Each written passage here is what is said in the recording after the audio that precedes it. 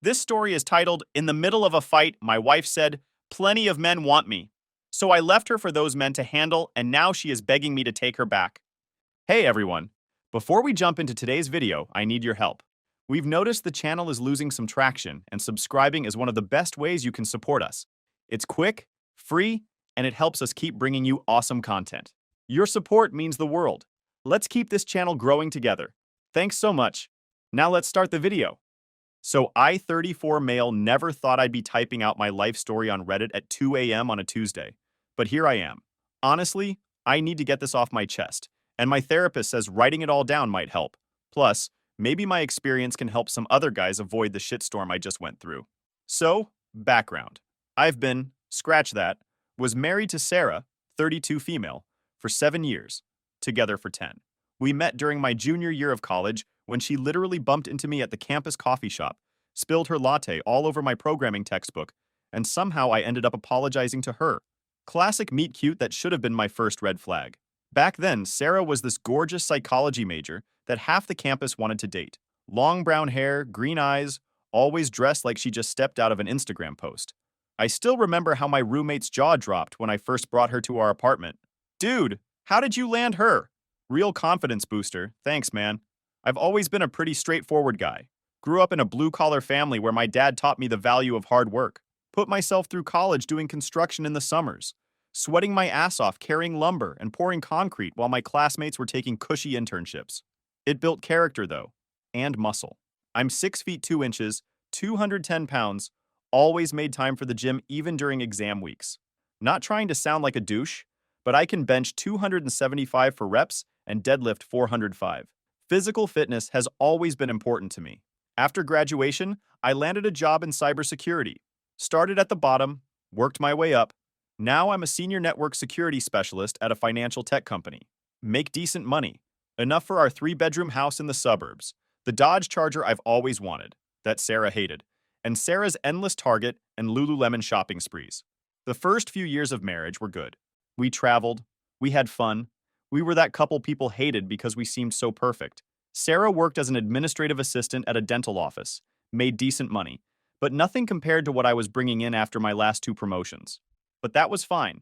We were a team, right? Looking back now, I can see how things started changing around year 4 of our marriage. Small things at first.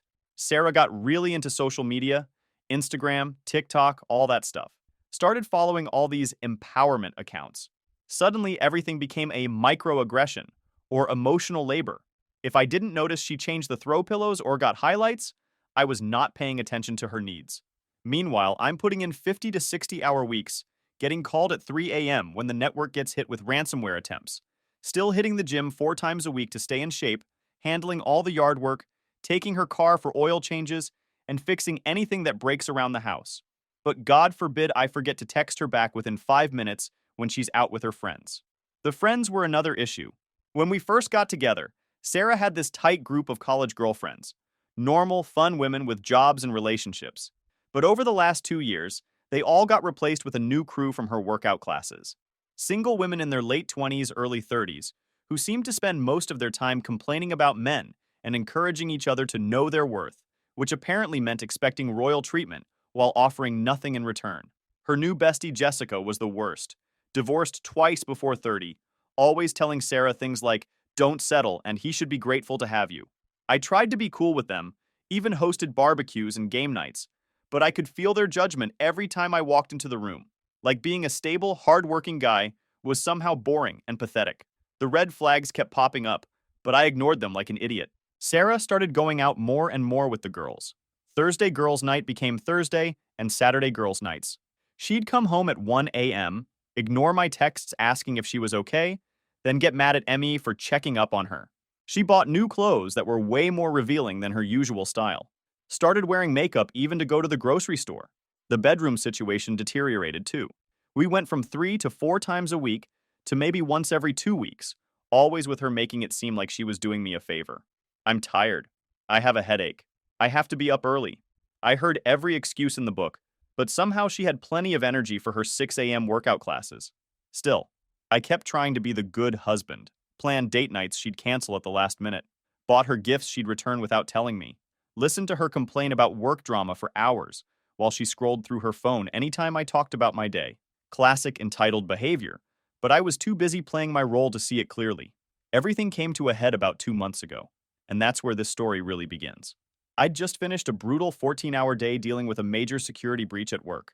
Some script kiddie had found a zero-day exploit in our firewall, and my team and I had been working non-stop to patch the vulnerability and make sure no sensitive data was compromised. My eyes were burning from staring at screens all day, my back was stiff, and I had a pounding headache from the stress. All I wanted was to come home, maybe eat something, and crash. I texted Sarah around 8 p.m. to let her know I was finally heading home. No response. Not unusual lately. I figured she was out with her friends again. It was Thursday after all, sacred girls' night. I got home around 8:45, heated up some leftover chicken and rice, ate it standing at the kitchen counter, then crashed on the couch. Must have fallen asleep instantly, because the next thing I knew, the front door was slamming and Sarah was stomping into the living room at 11:30 p.m. Really, Jake? Really? She threw her purse on the coffee table hard enough to knock over my water glass. I've been texting you for the last hour. I sat up, groggy and disoriented. Pulled out my phone. 3 texts from her in the last 45 minutes. Last one said, "Hello? Are you ignoring me?" Sorry, I fell asleep. Was up since 4 a.m. dealing with that security breach I told you about, I explained, rubbing my eyes. She rolled her eyes so hard I'm surprised they didn't get stuck. Of course. Work is always more important than me. God forbid you check your phone when your wife needs you. I took a deep breath, tried to stay calm. What did you need, Sarah? Is everything okay? No, everything is not okay. She was pacing now, arms waving dramatically.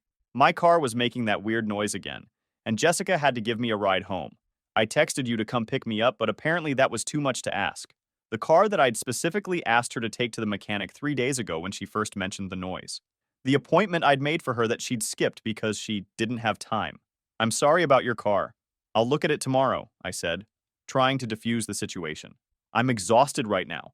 Can we talk about this in the morning? That's when she really lost it. Exhausted? You're exhausted? What about me, Jake? Do you have any idea how exhausting it is being married to someone who's never actually present? Who prioritizes work over his marriage? Who can't even be bothered to answer a simple text message? I stood up then, feeling my patience wearing thin. Sarah, I was literally preventing our company from losing millions of dollars and potentially having our customers' financial data stolen. I'm sorry I couldn't drop everything because you ignored the car problem I tried to fix earlier this week. She stepped closer, her face flushed with anger. This isn't about the car. This is about you never being there for me. About you checking out of this marriage. I almost laughed at the irony. Me checking out? That's rich coming from someone who's barely been home in the last 6 months, who spends more time with her friends than her husband, who can't tear herself away from Instagram long enough to have an actual conversation. That's when she said it. The words that would ultimately end our marriage. Well, maybe I wouldn't need to spend so much time away if you were actually fulfilling my needs. Her voice turned cold, calculated. Plenty of men would want me. Men who would actually pay attention to me. Men who would appreciate what they have instead of taking it for granted. I felt like I'd been punched in the gut. We'd had fights before, plenty of them. But this was different. There was an edge to her voice. A certainty that made me realize she wasn't just throwing words around to hurt me. She meant it. I stood there, feeling my blood pressure skyrocket. In that moment, something fundamental shifted inside me, like a switch being flipped. I looked at the woman standing in front of me. Designer clothes, perfect makeup even at midnight, radiating entitlement, and realized she wasn't the same person I'd married. Or maybe she was, and I'd just been too blind to see it. I don't care about those other men, I said, my voice steady and low. But maybe you should go find out if they'll put up with your entitled bullshit. Her eyes widened. She wasn't expecting that. She was used to me apologizing, backing down, trying to keep the peace. Not this time. The tension in our living room was suffocating. Sarah's expression cycled rapidly between shock, anger, and something else. Maybe fear? Not physical fear, but the fear of someone who's suddenly realizing they've miscalculated. Excuse me? She finally managed, her voice rising an octave. My entitled bullshit? That's what you think this is? I didn't take the bait. Years of corporate negotiations had taught me when to engage and when to stay silent. I just maintained eye contact, breathing evenly. Oh, I know you don't care, she continued, crossing her arms over her chest defensively. Maybe that's the problem. Maybe you'd actually start doing something right for once if you did care. Maybe you'd be the man I thought I married. And there it was. The classic emasculation tactic. questioning my manhood because I wouldn't bend to her will. It might have worked 6 months ago. Hell, it had worked for years. But something was different now. I felt like I was seeing clearly for the first time in ages. I looked at her, really looked at her. The makeup caked on thicker than it needed to be for a night out with girlfriends. The outfit that was a bit too revealing for just hanging out at a restaurant. The carefully curled hair that she'd spent an hour on before leaving. The subtle scent of a perfume I didn't recognize. So many little details that hadn't quite registered until now. And instead of feeling hurt or angry, I felt something unexpected. Relief. Like I'd been carrying a 200-pound weight for years and could finally set it down. You know what, Sarah? You're right. My voice was calm, almost conversational. I don't care anymore. I've spent years caring, years trying, years busting my ass to give you everything you wanted, and it's never been enough. She blinked, caught off guard by my tone. What are you saying? I'm saying I'm done. I reached for my keys on the counter. I'm not playing this game anymore. You want to find these other men who supposedly want you so badly? Go ahead. I won't be in your way. You're just going to leave? Just like that? The panic was setting in now. This wasn't how our fights usually ended. Normally, I'd be the one groveling for forgiveness by this point. Yes, Sarah. Just like that. I grabbed my jacket from the coat rack. I'll be back for my things tomorrow. Where are you going to go? She demanded, following me to the door. I turned to face her one last time. That's not your concern anymore. No dramatic exit, no door slamming, no shouting. I just walked out, got into my Dodge Charger, the one purchase she always complained was too flashy and immature, and drove off into the night. As the suburban streets gave way to the highway, a strange sense of peace washed over me. This wasn't how I'd imagined my marriage ending. Not that I'd ever really imagined it ending at all. But now that it was happening, it felt almost inevitable. Like we'd been on this collision course for years and had finally reached the impact point. I checked into a hotel near my office. Nothing fancy, just a clean place with a decent bed. I expected to lie awake all night, replaying the fight, questioning my decision. Instead, I slept better than I had in months. I spent the next day in a weird state of calm productivity. Went to work, solved a couple of complex security issues that had been bugging me for weeks, hit the hotel gym during lunch. My coworkers commented that I seemed different, more focused, more confident. Sarah had texted me several times. Are you seriously not coming home? You're being ridiculous. Call me. Fine. Be that way. I don't care. Classic manipulation tactics. I didn't respond to any of them. After work, I decided to grab dinner at this sports bar near my office. It's a place where a bunch of us IT guys sometimes hang out. Nothing fancy, just good burgers, and plenty of TVs showing whatever games are on. I wasn't really in the mood for company, so I sat at the bar instead of the main dining area. I was halfway through my burger when someone sat down 2 stools away from me. I glanced over and felt a jolt of recognition. Couldn't place him at first, but knew I'd seen him before. He ordered a soda, then looked over at me, doing a double take. You're Sarah's husband, right? I immediately tensed up. Who's asking? Jason. I work at CrossFit Elevation. Now I recognized him. One of the trainers at the gym Sarah had started going to religiously about 6 months ago. Claimed it was empowering and the only thing that kept her sane. Cost $200 a month for the elite membership she insisted on. What about it? I kept my voice neutral, even though my mind was racing. Jason looked uncomfortable but determined. He moved 1 stool closer and lowered his voice. Look, man, I've seen you drop her off, pick her up. You seem like a decent dude. And there's something you should know. My grip tightened around my water glass. I'm listening. She's been telling everyone at the gym that she's planning to leave you. Said you were emotionally unavailable and couldn't handle a strong woman. Said she was just waiting for the right time to break it off.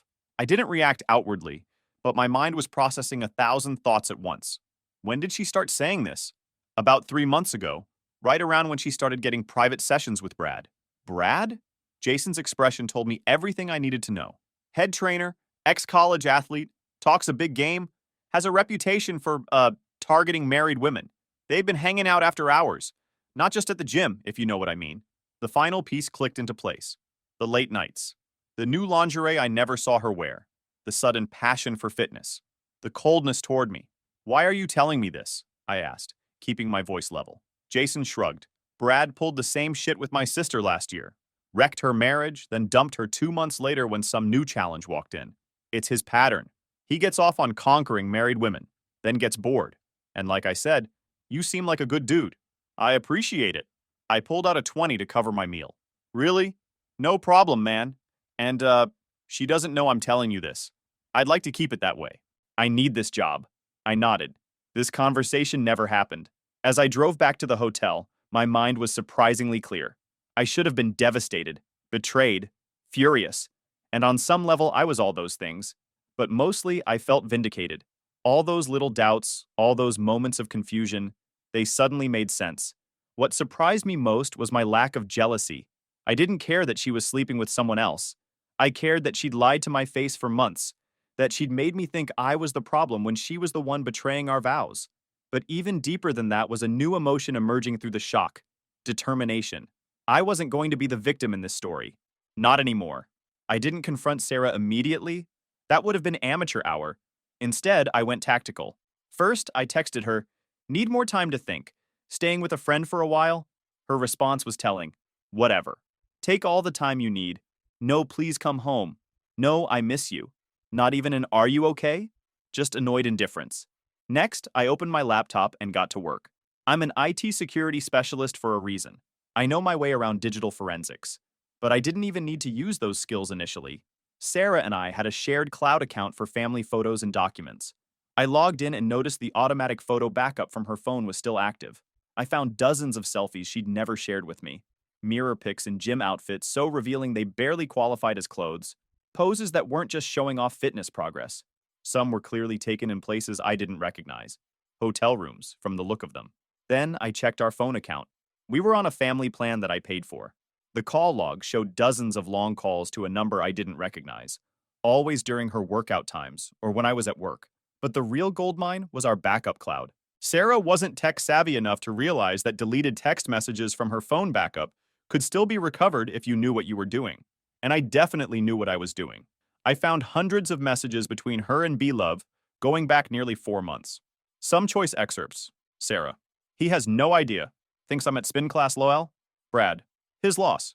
When you coming over today?" Sarah. "Soon as he leaves for work. Can stay till 3 this time." Sarah. "Told him I'm going to that work conference next weekend." Brad. "Perfect. Got the cabin booked. Bring that black thing I like." Sarah. "He asked why I was being distant. Almost felt bad for a second." Brad. "Don't.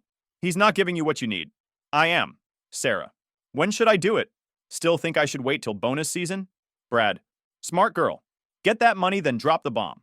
The messages got more explicit from there. Won't share those details, but trust me, it was enough to make me sick. This wasn't just a physical affair. They were actively plotting, laughing at me, using me. But I wasn't just collecting evidence for my own peace of mind. I had a bigger plan. Next, I pulled our financial records. As the primary breadwinner, I'd been depositing my checks into our joint account for years. Sarah worked part-time at that dental office, but her money mostly went to her self-care, shopping, spa days, those CrossFit memberships. I discovered she'd been spending over $500 a month on hotel rooms, expensive dinners, and gifts for Brad, using my money. The money I earned working overtime to give her the life she claimed wasn't good enough. Then I did something smart. I called my buddy Mark. We'd been friends since college, and he happened to be the best divorce attorney in the city. "Get ready," he told me after I laid out everything. "This is going to get messy, but I'll make sure you come out on top." Mark advised me to document everything. The texts, the financial records, the timeline. He also suggested I set up cameras in our house. "Not in private areas," he said. "That would be illegal. But Colorado is a one-party consent state for recordings. Set them up in common areas, living room, kitchen. If she brings him to your house or admits to the affair on camera, it strengthens your case significantly." So that's what I did. Bought some discrete security cameras and installed them when I went to get some clothes while Sarah was at yoga, aka Brad's apartment, according to her text with Jessica. Then I transferred most of our savings into a separate account that Sarah couldn't access. Not all of it. That would be legally questionable. Just enough to protect myself. "Don't touch the joint account otherwise," Mark warned. "Keep paying the bills. Keep everything normal. Don't give her any ammunition." So I maintained the status quo for 2 weeks. Told Sarah I was trying to work through my feelings, but needed more space. She seemed almost relieved, which only confirmed what I already knew. Meanwhile, I started working out with a new intensity, hitting the gym every morning at 5 a.m., taking my frustration out on the weights, added 15 pounds to my bench press in just those 2 weeks, started eating clean, got my body fat down to 12%. Not out of vanity, but because I needed to be strong, physically and mentally, for what was coming. Finally, after 15 days of gathering evidence, building my case, and preparing myself, I texted Sarah, "Coming home tomorrow, we need to talk." Her response was immediate. "Yes, we do. I have something to tell you too." I bet she did. I barely slept the night before our confrontation. Not from anxiety, but from anticipation. For the first time in years, I felt in control of my life again. I spent the morning reviewing the plan with Mark. We went over every possible scenario, every argument she might make, every tactic she might try. "Remember," he said, "she doesn't know what you know. That's your advantage. Let her talk herself into a corner before you show your hand." At exactly 6 p.m., I pulled into our driveway. Sarah's car was there, along with another I didn't recognize. Interesting. I hadn't expected her to have company for this conversation, but it didn't change my plan. I walked in to find Sarah sitting at our kitchen table with another woman, Jessica, her toxic bestie. They both had glasses of wine in front of them and fell silent when I entered. "Jake," Sarah started, her voice practiced and sad, "I'm glad you're here. I asked Jessica to be here for moral support. For both of us," she added unconvincingly. Jessica gave me a cold smile. "Hi, Jake." I nodded but didn't engage further. Instead, I set my phone on the table, kept my jacket on, and remained standing. Power position. Don't give up control of the room. "You said we needed to talk," I said calmly. Sarah exchanged a look with Jessica, then turned to me with what I'm sure she thought was a compassionate expression. "Jake, I've been doing a lot of thinking while you've been gone." I let her talk, let her spin her web. She went on about how she'd done some soul searching and realized we've grown apart, how we wanted different things, and how she deserved to be happy. Not once did she mention taking responsibility. Not once did she acknowledge her betrayal. It was all about how I had failed her, how I wasn't emotionally available, how I prioritized work over her. Jessica sat there nodding along, occasionally making small sounds of agreement, the supportive chorus to Sarah's victim narrative. When Sarah finally wound down, she gave me an expectant look, waiting for me to either fight back or break down. Instead, I did something that caught them both off guard. I smiled. "Are you finished?" I asked, my voice calm. Sarah blinked, confused by my reaction. Yes. I think we should separate, Jake. It's for the best." "I agree completely," I said. "But before we go any further, I think you should know that I know about Brad." The color drained from her face so fast it was almost comical. Jessica's eyes went wide.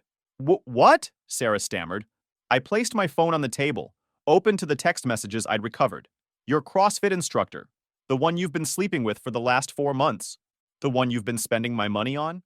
The one you were with last weekend when you said you were at a work conference." Jessica immediately jumped in. "You've been spying on her? Checking her phone? That's abusive behavior, Jake." I turned to Jessica calmly. "I haven't touched her phone. These are from our shared cloud account, the one I pay for, the one that automatically backs up her messages, the ones she thought she deleted." Sarah switched tactics immediately. Tears sprung to her eyes. "It's not what you think. He took advantage of me when I was vulnerable. I was lonely, Jake. You were always working." "Save it," I said, still calm. "I've already talked to Mark Johnson about filing divorce papers. I know about the hotel rooms, the gifts, the plans you two were making to wait until my year-end bonus before leaving." Her face changed then. The fake tears dried up instantly. Her expression hardened. "You think you're so smart? Fine. I was going to try to be nice about this, but you want to play hardball? I'll take you for everything you've got. Alimony, the house, your precious car. By the time I'm done with you, you'll be living in a studio apartment eating ramen." I just smiled, because that's exactly what I was waiting for. "You might want to rethink that strategy," I said, pressing a button on my phone. The TV in our living room turned on, connected to my phone via Bluetooth. The security camera footage from our living room played, showing Sarah and Brad together on our couch just 3 days ago. Sarah's voice on the recording, "Once the divorce is final, we'll sell this place and buy something better. Jake will pay for it all. His fault for being such a pushover all these years." Brad's voice, "He has no idea what's coming, does he? Poor bastard." Her face went white as a sheet. Next to her, Jessica looked like she'd seen a ghost. "I've got hours of these," I said calmly. "You bringing another man into our home while I was working to pay the mortgage. You discussing how to maximize what you could take from me. Planning it all for months. You can't record me without my knowledge." "That's illegal," she sputtered. "Actually, I can. Colorado is a one-party consent state, and these cameras are in common areas of a house that I own and reside in. Mark says hi, by the way. He's very interested in presenting these to the judge if you decide to fight dirty." Jessica stood up abruptly. "I should go. This is between you two." Funny how quickly the support evaporated when things got real. I didn't try to stop her as she grabbed her purse and practically ran for the door. Once we were alone, Sarah's demeanor changed completely. The tears and anger vanished, replaced by cold calculation. "What do you want?" she asked, her voice flat. "A clean break," I replied. "You sign the papers Mark drew up. You get your personal belongings and your car. I keep the house, my retirement accounts, and everything else. No alimony, no lengthy court battle. You walk away, and we never see each other again. And if I don't agree, then we do this the hard way. We go to court. I present all of this evidence, the texts, the videos, the financial records showing you spending marital assets on your affair partner. Colorado may be a no-fault state, but judges still don't look kindly on this level of deception and financial misconduct." She was quiet for a long moment, calculating her options. Then she tried one last angle. She stood up and stepped toward me, her entire demeanor shifting. The anger and coldness melted away, replaced by something soft and vulnerable. She placed her hand on my chest, looking up at me with those green eyes that used to make my heart race. "Jake, baby, we can work this out. I made a mistake. Brad means nothing to me. It was just physical. I still love you. We can go to counseling, start fresh." I removed her hand firmly but gently. "Save it, Sarah. That might have worked on the old me, the guy who would do anything to keep you happy. He doesn't exist anymore." She stepped back, her expression hardening again. "Fine, I'll sign your papers. But only because fighting you isn't worth my time. I have better things to do with my life than drag out a divorce with someone I don't love anymore." I nodded, not bothering to point out the contradiction with her previous statement. "Mark will contact you tomorrow with the paperwork." As I turned to leave, planning to go back to my hotel for the night, she called after me. "He's better, you know, in every way that matters." I paused, then looked back at her with genuine pity. "I'm sure you think so. For now, good luck, Sarah. You're going to need it." 2 days later, she signed the papers without a fight. Mark said it was the cleanest divorce he'd ever handled. No court appearances, no drama, just signatures on dotted lines and freedom. I let Sarah keep her car and her personal belongings. She didn't fight me on the house or the retirement accounts. She knew she had no leverage. The day she moved out, I didn't even show up. Had a buddy there to make sure she didn't take anything that wasn't hers. According to him, Brad showed up with his truck to help her move, looking smug the entire time. I couldn't care less. I spent that day hiking in the mountains, breathing in the clean air, feeling lighter with each step. It was over. I was free. The aftermath was the best part. About a month after everything was final, I was at the gym. A different one, not CrossFit Elevation, when my phone buzzed with a text from a number I didn't recognize. "Jake, it's me. Can we talk, please?"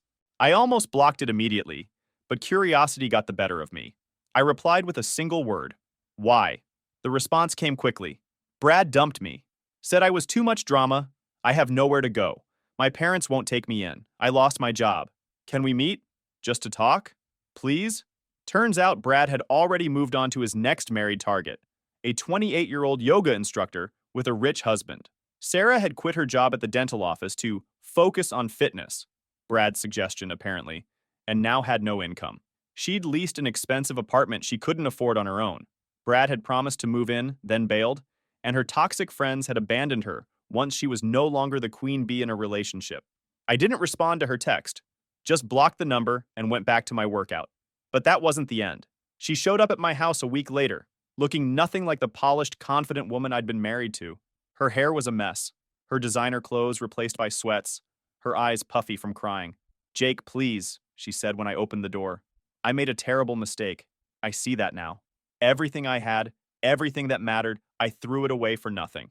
"What do you want, Sarah?" I asked, not inviting her in. "Another chance," she whispered. "I'll do anything. Counseling, whatever you want. I miss our life. I miss you." I looked at her for a long moment. Part of me, a small, distant part, felt sorry for her. But mostly I felt nothing. No anger, no love, no desire for revenge. Just nothing. "No," I said simply. "What we had is gone. You killed it. I've moved on, and you need to do the same." "But I have nowhere to go," she cried, the desperation clear in her voice. "My landlord is evicting me. My credit cards are maxed out. My parents won't help unless I move back to Ohio. Please, Jake, I'm begging you." I sighed. "That's not my problem anymore, Sarah. You made your choices. Now you have to live with them." I closed the door gently but firmly. Through the window, I watched her stand there for several minutes, shoulders shaking with sobs, before finally walking back to her car. That was the last time I saw her.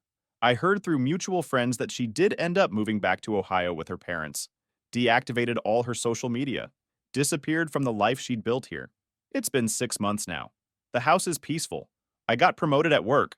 All that extra energy from not dealing with Sarah's drama made me even better at my job. I'm in the best shape of my life at 34. Started dating again last month. Nothing serious. Just enjoying meeting new people who actually appreciate a man who has his shit together. Sometimes I think about how close I came to being another divorce statistic, another guy paying alimony to a cheating ex-wife, another where did I go wrong story. But I trusted my gut, stood my ground, and refused to be manipulated. I won't say I'm not still healing. There are moments, usually late at night, when I remember the good times and feel a pang of what might have been. 10 years of my life shared with someone who ultimately betrayed me in the worst possible way. That leaves scars, but mostly, I'm grateful. Grateful that I found out when I did. Grateful that I had the skills and resources to protect myself. Grateful for friends like Mark who had my back. Grateful that I didn't waste any more years with someone who didn't value me. To any guys reading this who feel something's off in their relationship, trust your instincts. Don't ignore red flags. And never let anyone make you feel like less of a man for expecting basic loyalty and respect. I know this post is super long, thanks if you've read this far, but writing it all out has actually been therapeutic. Like closing a chapter in my life that needed to end. That's my story, Reddit. Learn from it or don't. But I'm living proof that standing up for yourself works. Edit. Since so many people asked for updates on what happened after, Sarah did indeed move back to Ohio with her parents. According to a mutual friend, she's working at a mall kiosk selling cell phone cases now. Brad has moved on to victim number 3, or probably number 33, knowing him. The yoga instructor left her husband for him, only to get dumped 3 months later. Karma's fun to watch from a distance. Jessica, toxic bestie, actually reached out to apologize to me, said she had no idea how bad it really was, and that Sarah had lied to her too. I politely accepted her apology, but have no interest in maintaining that connection. My career is better than ever. Got that promotion, plus a bonus for the security breach I handled. Using some of that money to renovate the house, erasing all traces of Sarah and making it truly mine. Started rock climbing as a new hobby. Met some cool people through that who don't know anything about my past drama. It's refreshing. Dating casually, nothing serious yet. Not rushing into anything. Focusing on myself for now.